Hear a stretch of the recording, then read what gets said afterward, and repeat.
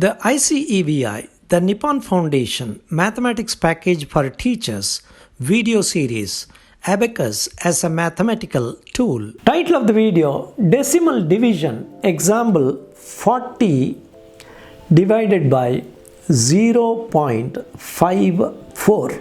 In this problem, we have to convert both the dividend and the divisor into whole numbers. As the dividend has no decimal place and the divisor has two decimal places, we have to consider the decimal places of the divisor, which is the maximum, and therefore both the numbers can be multiplied by 100 to get 4054.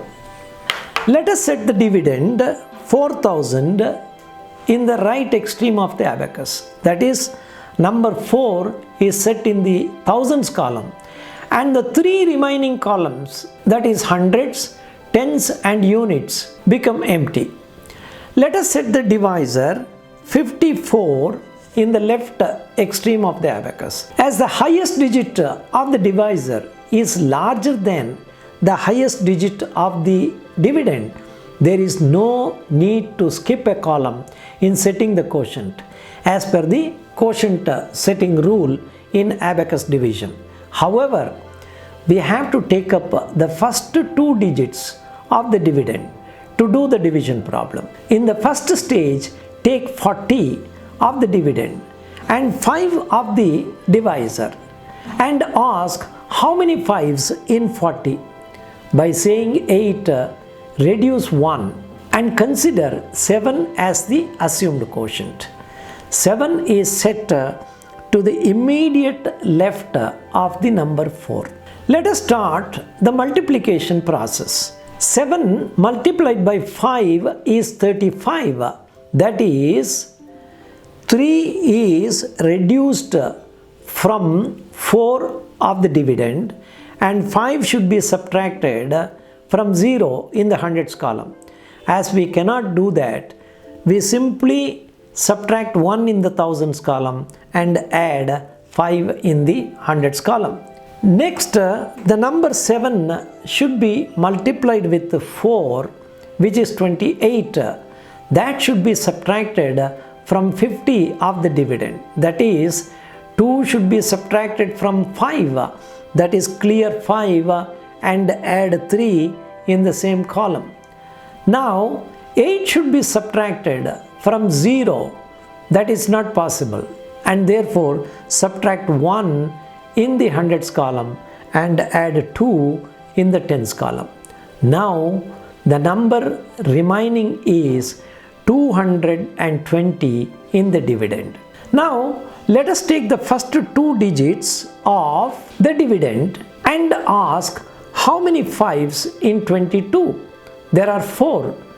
By general rule, you reduce 1 from 4 and therefore set 3 in the quotient area. Now, multiply 3 with 5, that is 15. That is, 1 should be subtracted from 2 in the hundreds column and 5 from the tens column. We can't subtract 5 in the tens column and therefore subtract 1 in the hundreds column and add 5 in the tens column. Now, 3 is multiplied with 4, that is 12. That is, 1 should be subtracted from 7 and 2 from 0. We can't subtract there and therefore subtract 1 in the tens column and add 8 in the units column. Now let us explore the remainder, which is 58, whereas the divisor is 54, indicating that our assumed quotient at this stage is less than the actual quotient.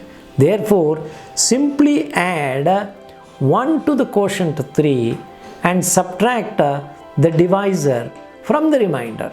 That is, 5 is subtracted from 5 in the tens column and 4 should be subtracted in the units column. That is, 5 is cleared in the units column instead of 4, and to compensate that we add 1 in the lower abacus. The quotient is 74 and the remainder is 4. The remainder 4 by the divisor 54 is approximately 0.07, and therefore the result in the decimal form becomes 74.07.